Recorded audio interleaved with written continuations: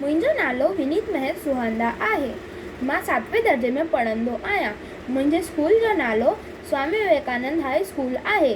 अॼु मां तव्हांखे सिंधीअ जे बारे में कुझु ॿुधाइणु चाहियां थो। तव्हांखे ख़बर आहे असां केरु आहियूं, असांजी ॿोली कहिड़ी आहे? असां सिंधी आहियूं ऐं असांजी ॿोली सिंधी आहे। सिंधी आहे त असुल सिंध जी ॿोली, पर हाणे लॻे थो त असांजो घोट असांखां छिनिजी वियो आहे। वैराग्य खां पोइ तीअं ई असांजी सिंधी ॿोली गुम थी थींदी वञे थी।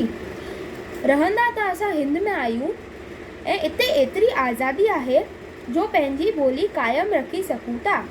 अॼु जी पीढ़ीअ में सिंधी ॻाल्हाइण जो चाह घटिजी वियो आहे। पहिरियों हुयो राम राम, हाणे आहे हे हाय व्हाट्सअप। ज़मानो बदिलियो, ॿोली बदिली ऐं हाणे त ईअं लॻे थो जीअं पूरो माण्हू ई बदिलजी वियो आहे। स्कूलनि में तइलीम अंग्रेज़ीअ में, ऑफिस में कमु अंग्रेज़ीअ में।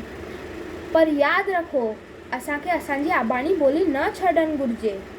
नई पीढ़ीअ खे सिंधी ऐं सिंधी ॿोली ॿिन्हिनि जे लाइ चाह पैदा करणु घुरिजे। इन जे लाइ चेटीचंड जो मेलो लॻायो वेंदो आहे, जिन में ख़ुशीअ सां शिरकत कयो, पंहिंजे पाण खे सुञाणो ऐं पंहिंजी ॿोली फ़ख़ुर सां ॻाल्हायो। असांजा लोक गीत जीअं त ठार माता ठार ऐं जीअं मुंहिंजी सिंध अम्मा पूरी दुनिया में मशहूरु आहिनि।